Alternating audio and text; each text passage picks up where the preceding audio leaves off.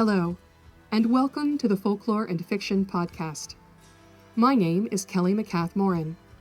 I'm a PhD candidate in the Folklore Department at Memorial University of Newfoundland, and I'm also a speculative fiction writer under the pseudonym C.S. McCath. The Folklore and Fiction Podcast and Dispatch synthesize these passions with a focus on folklore scholarship aimed at storytellers. You'll find the Folklore and Fiction archive, along with the rest of my work, online at folkloreandfiction.com. Interested listeners will find a link to the current dispatch in the show notes, where a more comprehensive record of this episode can be found, including a bibliography and other references.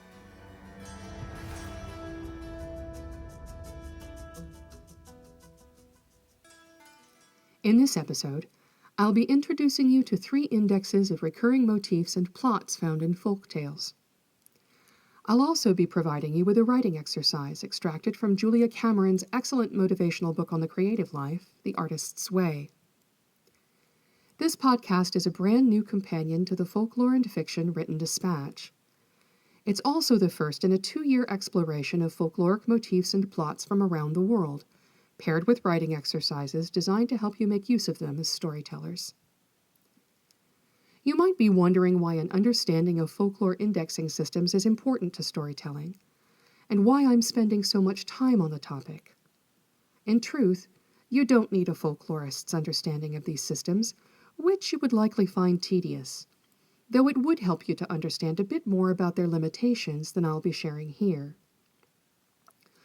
What you do need, and what they amply provide, is a working knowledge of traditional story scaffolding. You also need the skills to build upon that scaffolding, and that's why each of the dispatches and podcasts in this series will include a writing exercise. Finally, I would add that while the first 2 of these indexes can be found online, the most recent of them, and the one I'll be referencing most often for various folkloristic reasons, is difficult to find in a library and expensive to buy, which is another reason I'll be sharing excerpts of it with you. My goal in this new folklore and fiction series is to explain what these indexes are, provide you with a representative sample of the motifs and plots found in them, and encourage you to adopt and adapt traditional narrative elements into your storytelling. At the end of the series, I hope you'll be able to pick up one of these indexes, thumb through it until something sparks your imagination, find a few traditional tales that contain the motif or plot you've just discovered, and create something new with that sparkly bit of narrative. Let's get started. You'll encounter the terms motif and tale type quite a bit in this series, so I want to begin by telling you what they mean from a folkloristic perspective. A motif is a small chunk of story that recurs in folk narrative with enough regularity that it can be seen as a recognizable pattern. Motifs have staying power in storytelling traditions because there's something about them that tellers and their audiences find satisfying enough to pass down and seek out again and again. Motifs are unique in some way as well. Not just a hat, but a magic cap. Not just a carpet, but a flying carpet. Not just an animal, but a talking animal. Not just a mother, but a wicked stepmother. Sometimes motif categorizations overlap with tale type categorizations, and you'll see that for yourself next month when we look at an animal tale in which the motif and the tale type have the same label. But motifs are like chocolate chips. You might put them in cookies, in fudge, or directly in your mouth by the handful at 2 in the morning. Similarly, the same motif might be found in an animal tale, a tale of magic, a religious tale, and so on. Sometimes there are many motifs in a single tale as well. The tale type is a concept invented by folklore scholars to categorize folk narrative story plots. There are broad categories in tale type indexes like animal tales, tales of magic, and religious tales. Inside those categories are subcategories like supernatural power or knowledge. And inside those subcategories are numbered tale types, like 650C, the youth who bathed himself in the blood of a dragon, and 652, the prince whose wishes always come true. Under each of these numbered tale types is a summary of the plot and a list of folk tale collections where stories containing the plot can be found. An important criticism of tale types and their indexes is that these are built on a European understanding of folk narrative. But not all cultures in the world understand or transmit folk narratives in the same way. I would agree, and one of the reasons I'm using the most recent index as a baseline for this series is because it tries to correct the problem by including non-European tales, though I also think there's plenty of room for new scholarship in this area. Now let's talk about the indexes. Verzeichnis der Märchentypen. This tale type index was written by the Finnish folklorist Antti Arn in 1910 and translated into English by the American folklorist Stith Thompson in 1928 under the title The Types of the Folk Tale, A Classification and Bibliography, Antti Arn's Verzeichnis der Märchentypen. Arn writes that his categorization system is limited to the Finnish manuscript collections, S. Grundtvik's Danish collections, and the household tales of the Brothers Grimm. But while Arn's work was limited to European folk tales, it laid the foundation for Stith Thompson's contribution to the indexing effort. In 1961, Thompson revisited and expanded the text he had translated in 1928, creating the Arn-Thompson AT or AATH tale type system. You can borrow a digital copy of the Types of the Folk Tale, A Classification and Bibliography at archive.org. Motif Index of Folk Literature. This 6-volume motif index was written by Stith Thompson between 1932 and 1936, and later revised between 1955 and 1958. Thompson writes in his introduction that while Arn's work is useful to folklorists studying European tales, quote, the European tale types are applicable to very few stories. Yet there is much common matter in the folk literature of the world. The similarities consist not so often in complete tales as in single motifs. Accordingly, if an attempt is made to reduce the traditional narrative material of the whole earth to order, it must be by means of a classification of single motifs, those details out of which full-fledged narratives are composed. End quote.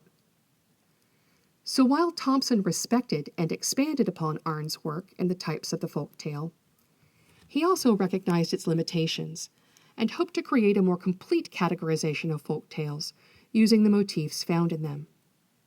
Unfortunately, Thompson was also something of a prude, so there are gaps in the index where motifs he deemed obscene or taboo ought to be listed. You can download a few of these volumes at archive.org as community texts, and there are various abbreviated versions of the motif index on private websites around the internet. I don't know the copyright status of those versions, so I'll leave you to find them on your own. However, I recently found a cool project from the Royal Netherlands Academy of Arts and Sciences called Momfer. That's MOMFER. It's a search engine of the motif index that uses computerized natural language and information retrieval systems to make the volumes searchable. I've linked to a short article about Momfer in the Dispatch, and it links to the search engine. The Types of International Folk Tales, A Classification and Bibliography. In 2004, Hans-Jörg Uther made several important updates to the AT/AATH tale type system. Acknowledging that Arn and Thompson's work was largely focused on the European folk tale tradition, he endeavored to internationalize the tale type catalog by adding non-European tales.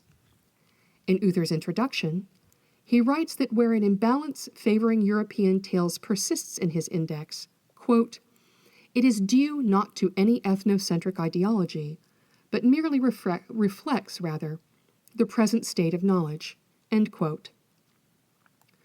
Uther also writes that, quote, it was necessary to correct gender biases in the characterization of the main actors, and to be explicit about sexual elements and themes, in contrast to the general AATH description, obscene. End quote. So while it may be argued that not all cultures in the world understand or transmit folk narratives the same way, Uther did try to bring more non-European tales to the categorization system. He also made an effort to more specifically categorize those tales Thomson labeled obscene. Uther's work resulted in the creation of the Arne-Thompson-Uther, or ATU, tale type system. Now you understand a bit more about the reasons I'll be using this index as a baseline for the series.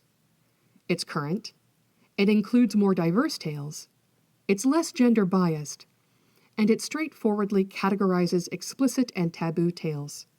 But again, it's also difficult to find. If you're interested in perusing the volumes yourself, look them up on worldcat.org to see what public and university libraries nearby have copies. You also know what a motif is and what a tale type is, and you know something about the ways scholars have endeavored to categorize folk tales. You'll need this knowledge as we go forward in the series, so you might want to bookmark this month's dispatch for future reference. And now for a storytelling exercise. Over the next 2 years, I'll bring you traditional stories and ballads, unpack them from a folkloristic perspective, and apply what I find to the storytelling craft. Sometimes the exercises I give you will be mine, and sometimes I'll adapt or extract them from respected guides to creativity. But because I haven't given you anything to work with this month, I'm going to talk about a topic I think is especially important: the relationship between art and fear. I'll start by sharing a fear of my own. I'm afraid of dying before I write all of the stories in my head.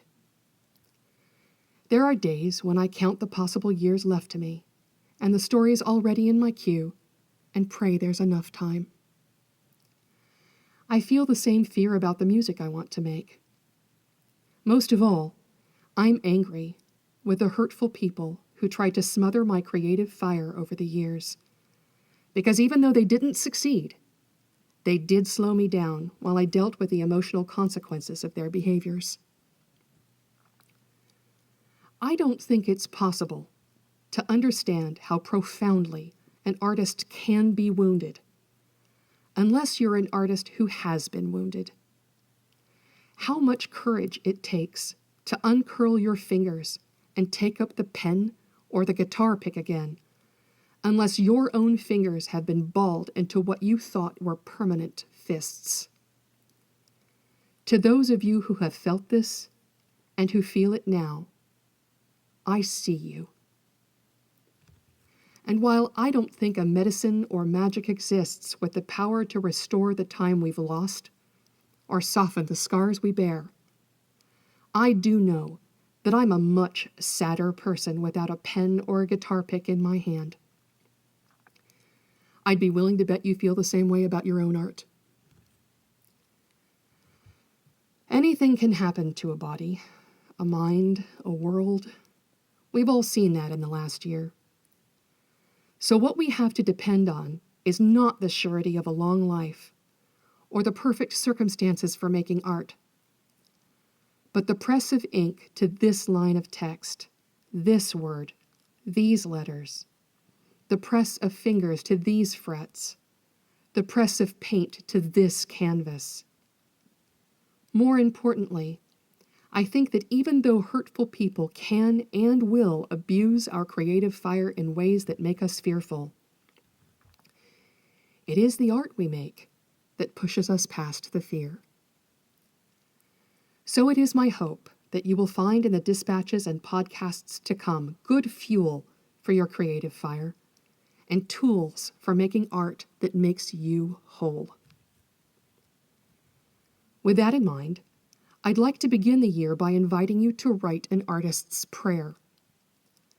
Julia Cameron assigns this exercise in the Week 4, Recovering a Sense of Integrity chapter of The Artist's Way, as part of a broader path to artistic recovery.